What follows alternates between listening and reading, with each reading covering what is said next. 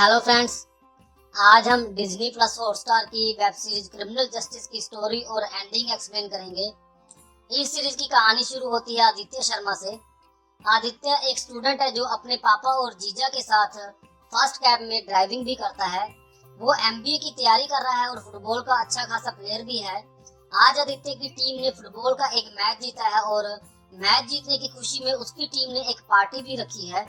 Aditya Sharma party में जाने की तैयारी कर रहा होता है कि उसकी बहन अवनी उसको कुछ देर के लिए फर्स्ट कैब चलाने के लिए कहती है, क्योंकि उसका जीजा और पापा कहीं बिजी होते हैं। पहले तो आदित्य मना कर देता है, पर जब अवनी उसको बताती है कि वो प्रेग्नेंट है तो आदित्य खुशी खुशी तैयार हो जाता है। पार्टी में अभी टाइम होता है तो आदित्य कुछ राइड्स ले लेता है। आखिर में जब सभी राइड्स पूरी करके आदित्य पार्टी में जाने की तैयारी कर रहा होता है तो गलती से उससे एक और राइड एक्सेप्ट हो जाती है। वो राइड होती है सनाया की।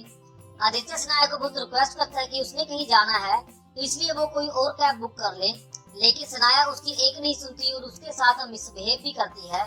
आदित्य फाइनली सोचता है कि 15-20 मिनट की बात है और वो सनाया को उसकी डेस्टिनेशन तक ले जाता है, पर सनाया रास्ते में कई बार अपनी डेस्टिनेशन चेंज करती है, जिसकी वजह से आदित्य की पार्टी का टाइम निकल जाता है। आखिर में आदित्य सनाया को उसके घर पर छोड़कर वापस आ जाता है, पर रास्ते में वो देखता है कि सनाया का फोन उसकी कैब में ही रह गया है, इसलिए वो सनाया का फोन वापस करने के लिए उसके घर जाता है। वहाँ सनाया आदित्य को सॉरी बोलती है और घर आने के लिए इनवाइट करती है। आदित्य घर में जाना तो नहीं चाहता, पर इतना बड़ा घर देखकर वो अंदर चला जाता है। अब आदित्य को भी सनाया का साथ अच्छा लगने लगा है। दोनों नाचते गाते हैं और शराब भी पीते हैं। इसी बीच धीरे धीरे दोनों काफी करीब भी आ जाते हैं। सनाया ड्रग्स एडिक्ट होती है और वो ड्रग्स की एक गोली अपने माउथ से आदित्य के माउथ में ट्रांसफर कर देती है, जिससे कि आदित्य को भी ड्रग्स का नशा चढ़ जाता है। इसी नशे में दोनों के बीच सेक्स होता है। कुछ घंटों बाद आदित्य की नींद खुलती है। उसको बहुत देर हो चुकी है और अब वो घर जाना चाहता है, इसलिए वो जल्दी से कपड़े पहनता है और सनाया को बाय बोलने के लिए जाता है, पर वहाँ सनाया का खून हो चुका है। उसकी पीठ पर चाकू से कई बार किए गए हैं। आदित्य डर जाता है और घर में सारे खून के धब्बे साफ करता है और जिस चाकू पर खून लगा होता है उसको भी साफ करता है और उस चाकू को लेकर घर से भाग जाता है। उसको भागते हुए सनाया का एक पड़ोसी देख लेता है। आदित्य बहुत डरा हुआ होता है और इसी डर में उसका किसी के साथ एक्सीडेंट हो जाता है और उन दोनों को पुलिस अपने साथ थाने ले जाती है। इधर सनाया के कत्ल की खबर भी पुलिस तक पहुंच चुकी है। आदित्य थाने में ही होता है और वहीं सनाया के पड़ोसी को भी बुलाया जाता है, जिसने आदित्य को वहां से भागते हुए देखा था। उस पड़ोसी को वहाँ पूछताछ के लिए बुलाया गया होता है, पर वो वहाँ आदित्य को पहचान लेता है और आदित्य के पास चाकू भी बरामद होता है, जिस पर कि थोड़ा बहुत खून भी लगा हुआ है। घर पर जगह जगह आदित्य के उंगलियों के निशान भी होते हैं। सारे के सारे सबूत आदित्य के खिलाफ होते हैं। ये केस रघु सालियन के अंडर जाता है। रघु एक ईमानदार पुलिस इंस्पेक्टर है, पर उसकी एक 15 साल की बच्ची भी होती है, जिस कारण वो आदित्य के केस के जरिए सभी क्रिमिनल्स के लिए एक एग्जाम्पल सेट करना चाहता है, ताकि कोई भी लड़के के खिलाफ ऐसा क्राइम ना करे।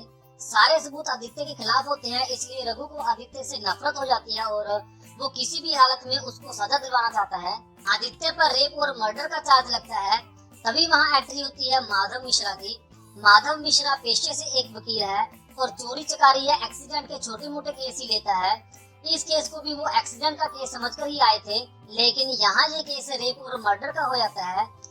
अब माधव मिश्रा का अपना एक पास्ट है, जिसकी वजह से उसको आदित्य से कुछ खास लगाव हो जाता है।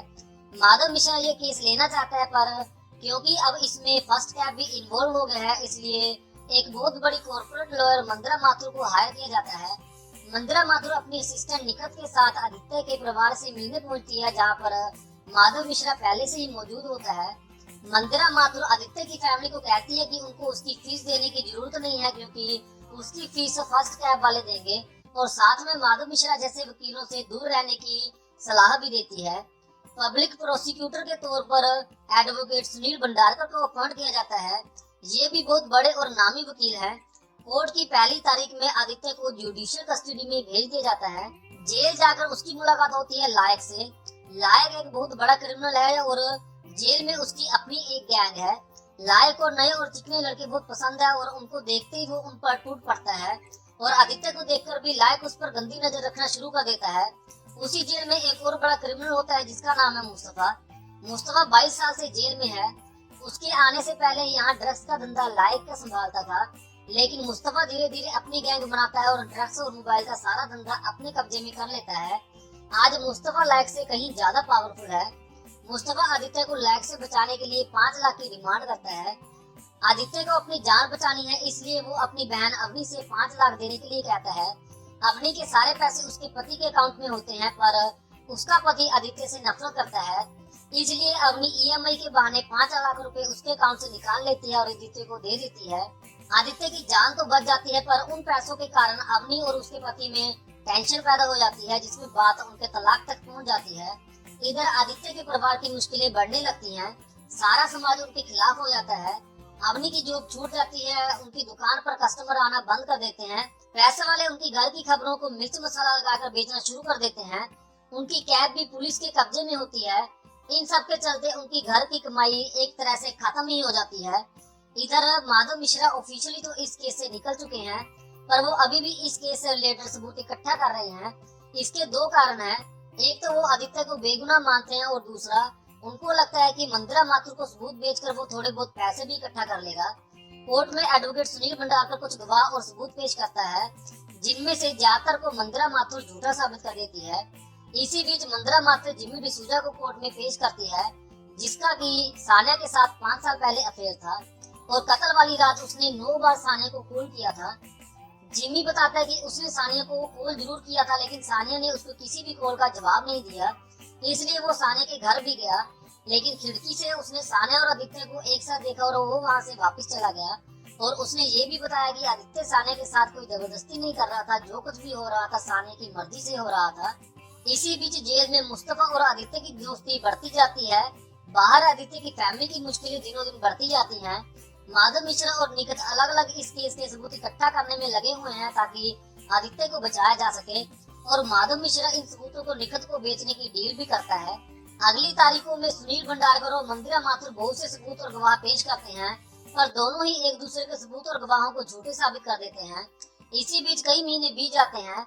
अब मंदिरा माथुर को ये केस हाथ से निकलता हुआ दिखाई दे रहा है, इसलिए वो आदित्य से कहती है कि तुम कत्ल का इल्जाम अपने ऊपर ले लो, जिससे कि तुम्हें सिर्फ 10 साल की जेल होगी।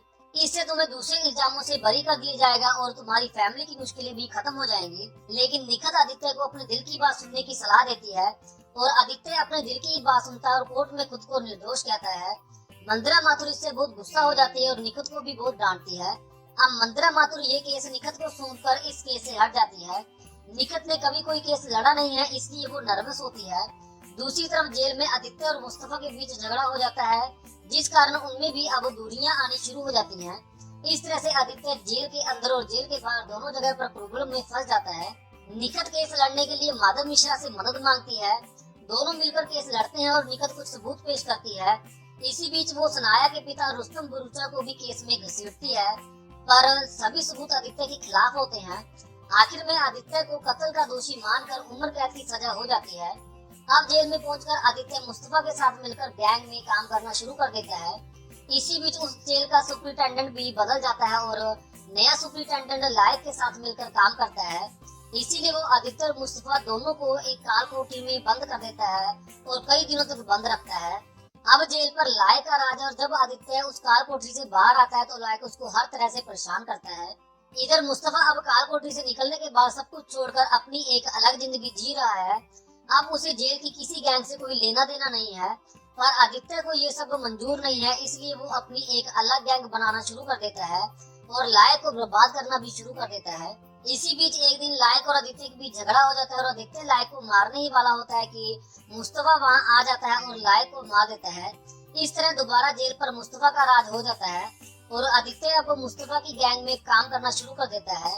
जेल के बाहर एक दिन माधव मिश्रा आदित्य की केस की फाइल देख रहा होता है कि उसकी नजर एक ऐसे पॉइंट पर जाती है जिस पर अभी तक किसी ने नजर ही नहीं गई थी। इसलिए वो दोबारा इस केस पर काम करना शुरू कर देता है और निखत को भी इसमें शामिल कर लेता है। माधव मिश्रा इस तहकीकात में इंस्पेक्टर रघु सालियन को भी शामिल कर लेता है। पहले तो रघु मना कर देता है, पर माधव मिश्रा किसी तरह से उसको मना लेता है। तहकीकात में अब इंट्रोडक्शन होती है नरेश लखानी की।